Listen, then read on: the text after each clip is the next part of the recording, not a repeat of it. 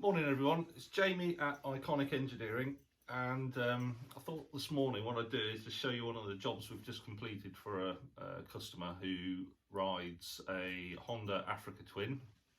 Now the Honda Africa Twins have a luggage system, plastic panniers on the side of the motorbike, and what tends to happen is, because they're quite fragile, if you happen to just drop the bike on your driveway doing your maintenance or whatever, they break, and it's the plastic catches, these things here that sit on the side of the pannier that hook onto the main frame of the bike. These break off here. Unfortunately for the customer, Honda don't sell these as replacements, so what we've managed to do is use our 3D scanner, and we've created a 3D model of the parts from the panniers, and we now make solid printed replacements. So what I'm going to do is quickly show you the equipment, and hopefully you'll find it interesting. So this is the basic setup for the 3D scanning. We've got a turntable here, and what this does is this indexes the part around in well, as many increments as we choose, to be fair.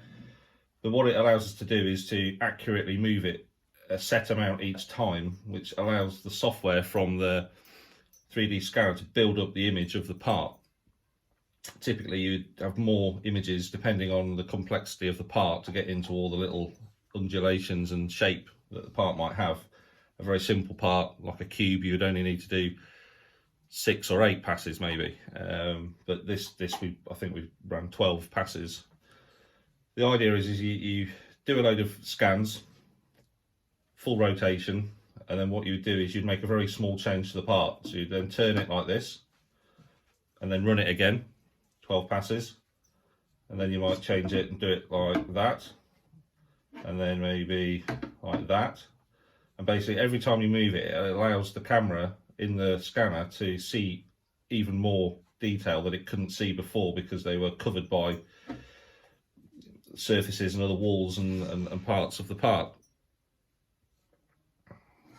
So that's basically that. Now this is the actual scanner. This can be used by hand. So if you're wanting to scan, say, the actual motorcycle, you can just walk around the motorcycle and scan it. This we usually set up in a tripod here and have it fixed, so there's no movement. Basically what it does is it references these the pattern that's on this turntable, so it knows at all times where the part has moved from and to, and that's a clever bit of computation inside the scanning software. So what do we do with that scanning data once we've collected it all together? So the scanning software itself is very clever. It does several things. It will take all these images and it will glue them all together, and it'll ask you to tidy certain bits up. So if it's managed to somehow scan a little edge of the turntable and that's in there, you can just circle it, chuck it away, and basically you're left with a load of overlaid 3D photos on top of each other. And with the magic of the software, you just hit mesh and it combines it all together, and it'll turn it into a watertight STL file. Now this STL file we can just put straight into a printer and do a complete replica of what was scanned, or we can then put it into a second piece of software to tidy it up, where we can smooth any blemishes out. We could even, if we wanted to make a proper 3D solid model, we can take that into say SolidWorks or Fusion 360, and we can manipulate that and create actual solid model data from that. But with this, we just did a little bit of tidying, and then we put the STL into our slicing software, which is Cura, and then we basically hit print, and 2.5, 3 days later, we've got a pair of finished case brackets. So this is a set of finished 3D prints. These are actually the opposite hand to this bracket. So this is the opposite to this one, and this is the second bracket from the case, which is actually a little bit smaller. You can see that the way this printer works is it uses melted plastic filament, which is quite a high strength engineering grade plastic. What it does is it builds, I don't know if we can see it on the camera, but it builds everything up in very thin layers depending on our specifications that we put in when we slice the model into layers. But what you can notice is this white, what looks like plastic. It's actually PVA filament, which is basically the same sort of glue you'd use at primary school to stick pasta to bits of paper.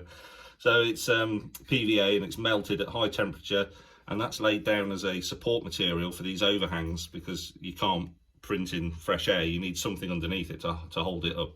So the benefit of this is when we've finished this print, we'll just break off the excess PVA, and we'll put this in a bucket of water, and this will just dissolve away overnight, and when we come back tomorrow we'll have a flawless 3D print with no messy underside pieces. You can see here it's captured all the webbing and features very nicely off the scan. The surface is pretty good.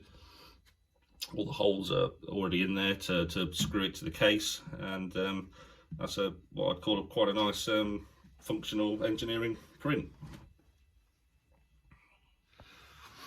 So that's the basic process of the reverse engineering service we provide for people.